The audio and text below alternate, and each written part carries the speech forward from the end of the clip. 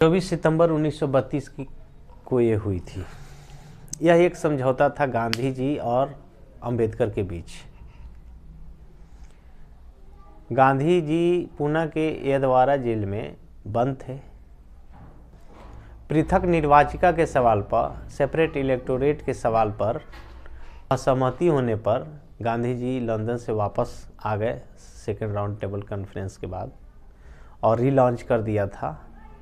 आंदोलन चलाने लगे फिर से और इनको अरेस्ट करके पूना के जेल में डाल दिया गया।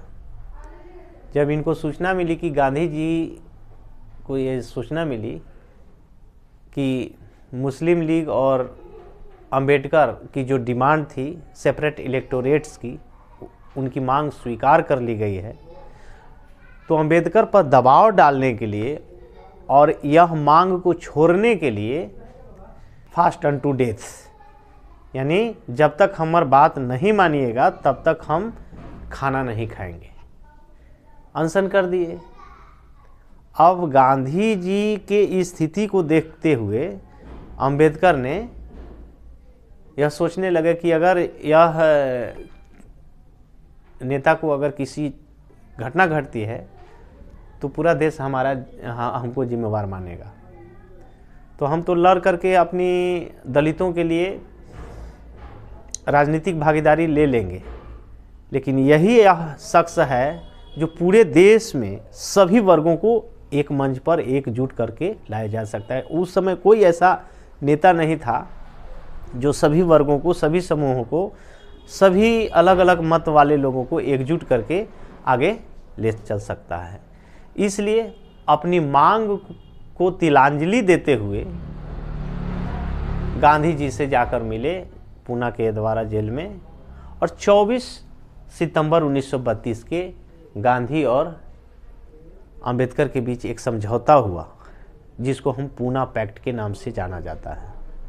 इस समझौते के तहत अंबेडकर ने सेपरेट इलेक्टोरेट्स की मांग को छोड़ दिया। इसके बदले में दलितों के उत्थान के लिए गांधी जी ने यह स्वीकार किया कि अब दलितों के साथ जो भेदभाव होता है इसके लिए हम कैंपेन चलाएंगे, बढ़ावा देने के लिए। कई जगह पर वो प्रोग्राम तय किए, सार्वजनिक शौचालय साफ़ किए, जो पानी का घाट था वहाँ पे जाकर के लोगों को कन्विंस किए कि उच्च जातियों के द्वारा दलितों को भेदभाव न किया जाए। एक हरिजन नाम का पत्रिका भी लॉन्च किया जिसमें दलितों को बराबरी देने का बात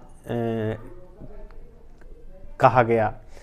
तो इस तरह से, और लेकिन उसमें एक शर्त डाली गई कि उनकी संख्या के अनुसार ओवरऑल लेजिस्लेटिव असेंबली में रिजर्वेशन देना होगा।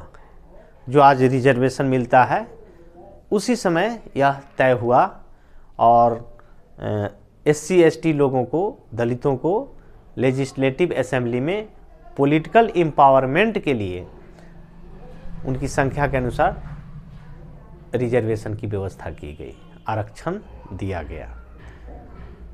तो इस तरह से हम देखें कि पूना पैक्ट में अंबेडकर और गांधी के बीच में यह समझौता हुआ। धन्यवाद।